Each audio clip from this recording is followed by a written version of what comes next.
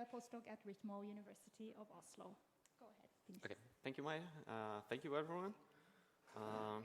So I'm going to present also on entrainment, but on a slight shift from cognitive to clinical. Starting to talk about epilepsy. It's a neurological disease that affects around 1% of the world population, more in developing countries.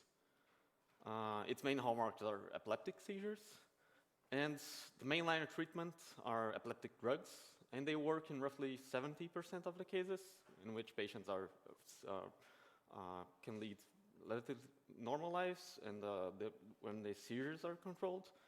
But the worrying fact is that for many, many years, this figure of 30% of patients that don't have their seizures controlled, this number hasn't changed, even with the development and the increasing arsenal of anti-epileptic drugs. So it's still an advance that we have more drugs and more options of treatment, but this 30% figure of refractory epilepsy, in which the seizures don't respond to medication, still hasn't decreased. And in these patients, one option of treatment is surgery. So the surgical removal or resection of the brain regions that are responsible for generating and maintaining the seizures. And as you can imagine, it's not a trivial task. So it's not a trivial surgery to perform it or to identify which region should be, brain region should be eliminated.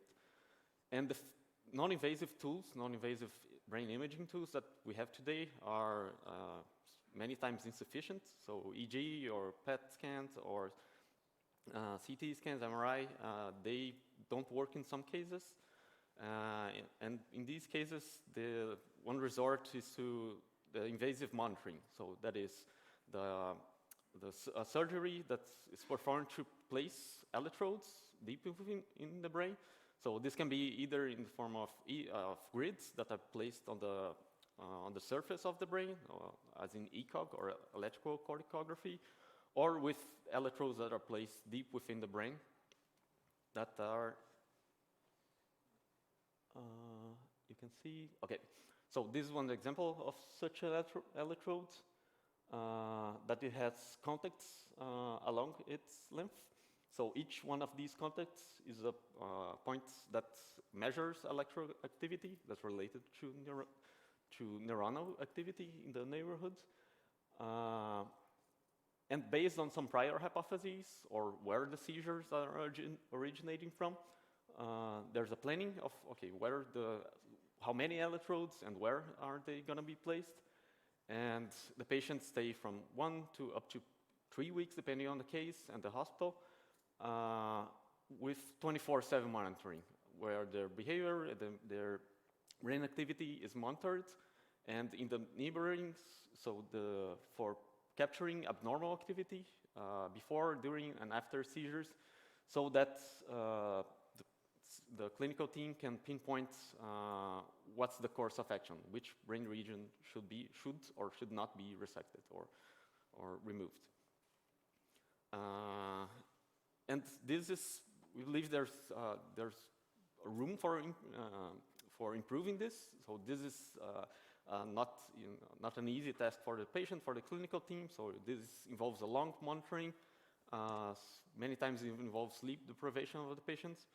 So we are aiming to have better tools for assessing and identifying epileptogenic regions. And we believe that one way to achieve this, to support this, is through active probing paradigms that have been used a lot in neuroscience and epilepsy. That's basically the idea that you get more information out of a system by stimulating and getting a response than you get by just passively observing it. So it's basically a way of getting brain responses as a way to highlight abnormal activity. And so we turn to the auditory steady-state response that has shown promise as a diagnostic tool for some neurological conditions. And that's basically entrainment by a rhythmic auditory stimulus.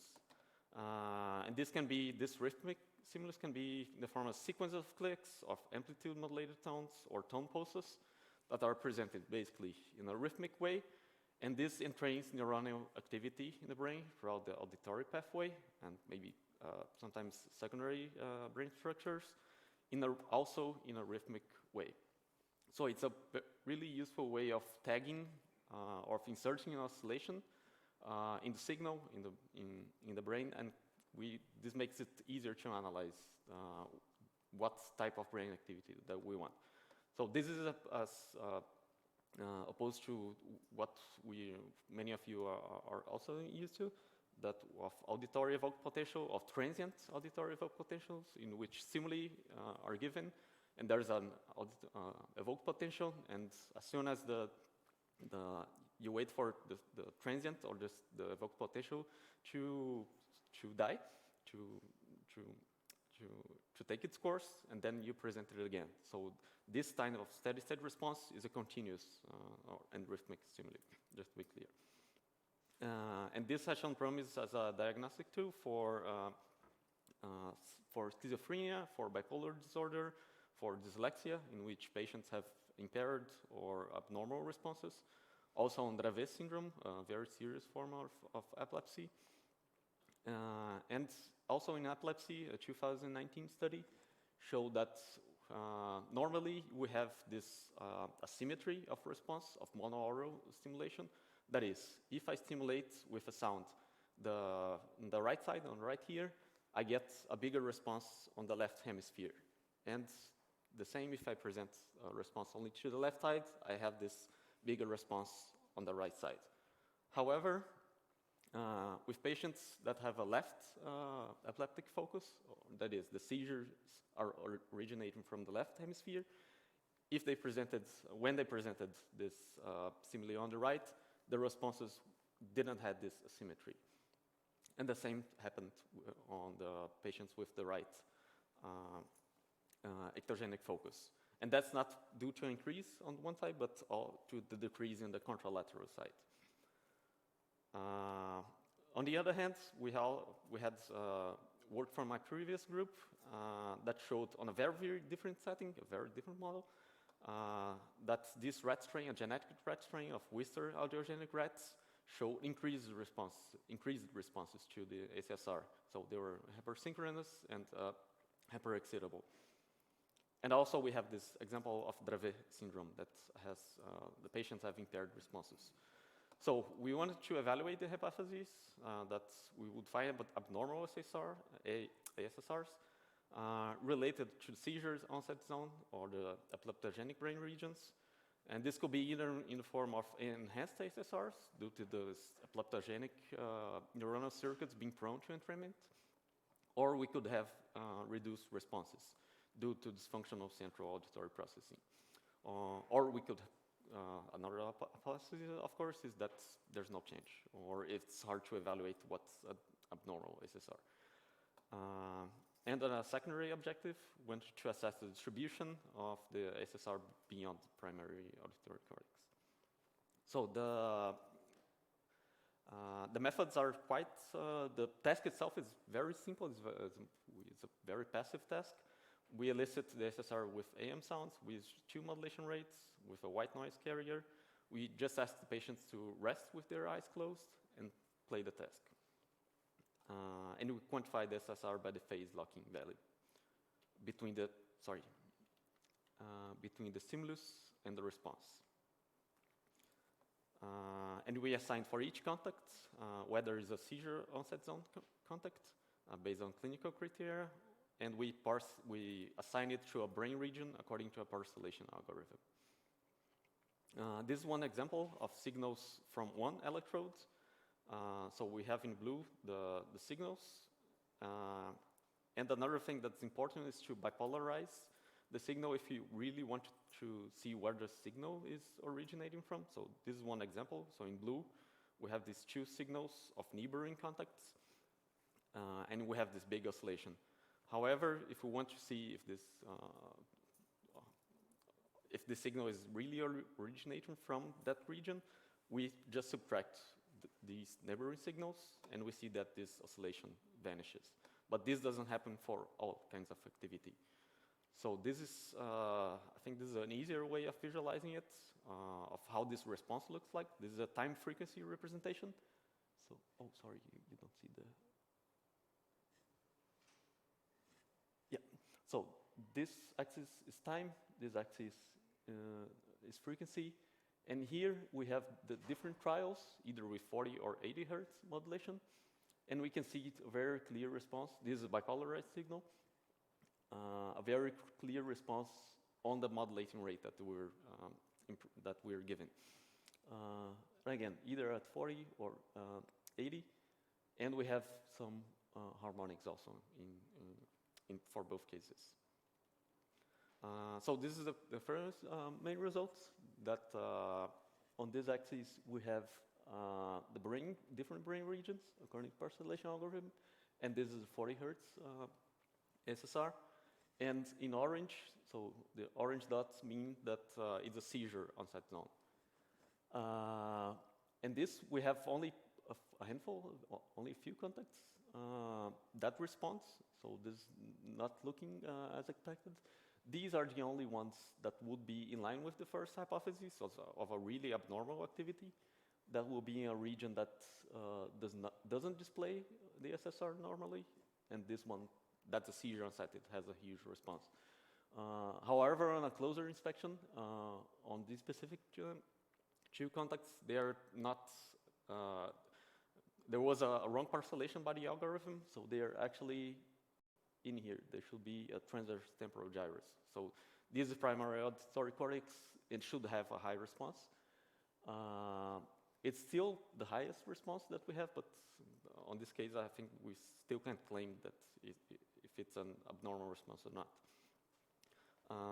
And this shows the distribution of the response for all the participants. So we have 25 participants in total, and this axis is the brain regions, and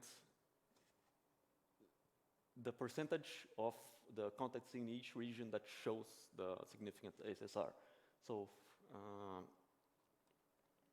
in this case, for instance, this is brain region, the frontal region, that shows only a handful, only a small fraction of contacts that has the SSR.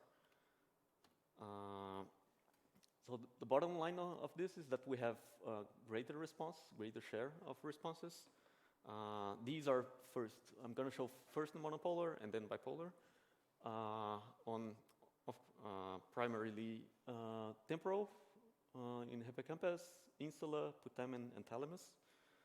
But when we bipolarize and actually see where responses come from, we have precentral, superior temporal, transverse temporal, as expected, hippocampus, but that's only in some cases, and insula that have more robust responses.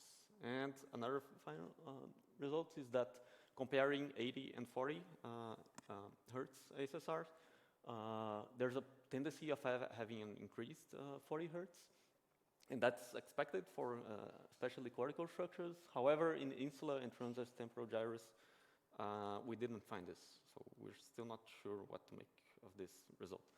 So in summary, we have greater responses in temporal, as expected, and postcentral and insula. We have inconsistent responses in middle temporal gyrus, in hippocampus, and putamen. And the main results is that we have very, very few contacts within the seizure onset zone that display the SSRs. So we have these limitations, of course, the patient heterogeneity. One important point that also involves other projects that I've been involved with, the passive nature of the tasks really limits the spread, the kind of activity that we can see. And another big limitation, the sound presented with speakers instead of headphones. With future possibilities, one can evaluate the SSR change prior to seizures and see if this can be a hallmark of impending seizures. We can contrast with similar results that we're running with a collaboration of ours with radio frequency thermal calculation that we have before and after intervention. As Chekaya mentioned, this top-down influence on on entrainment is also a big topic. And we also have EEG that we can compare. So this work was conducted during my PhD at the Center of Nuclear Neurosciences in Belo Horizonte, Brazil, and at Mass General Hospital in Boston. Thank you.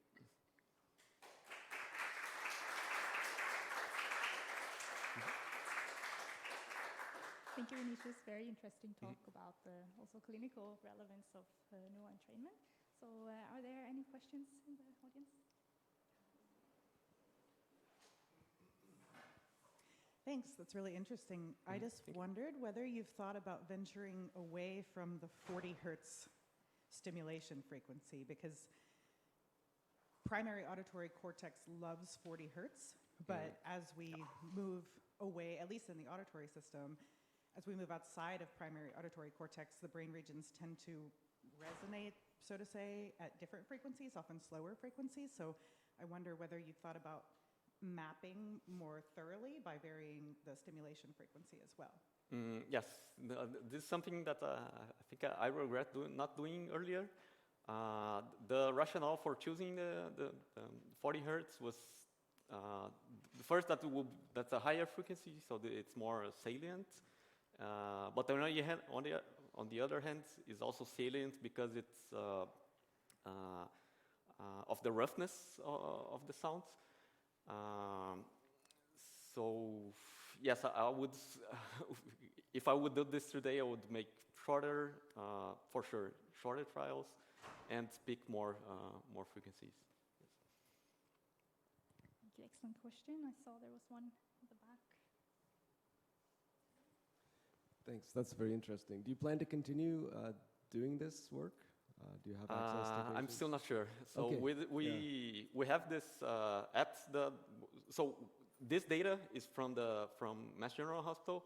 We also had data collected at the hospital from Brazil, and this is a possibility of doing of gathering further more data. So yes, that's a possibility. Okay. So question, have you looked at the actual phase at the different sites? Not just the phase locking value, but to see the phase and if you can see anything about different phase delays, for example. Yes, that's something that I did some preliminary studies of. So there's a lot of work that I did, and either ended on a dead ends or I just dropped for other reasons. But yes, that's one thing that I started doing, but eventually turned to other. But the point is, I don't have any strong conclusions about this. But did it not seem interesting, or is that why you stopped, or too noisy, or just yes, I think the reason that I stopped it was to focus on on the very simple. On the very simple in relation to the initial hypotheses. Yeah. But yes, doing the directionality, so a more network analysis and interacting. So this is something that I would be interested in doing. Yes. And just one more tiny thing. When you looked at that harmonic of the 40 hertz stimulation, it was actually above 80 hertz, like 82 or something like that. Oh yeah, it's not exactly 40. It's okay. Yeah, I just wanted to find out if there's. Okay, so it's truly a harmonic. Yeah. Okay, got it. Thanks.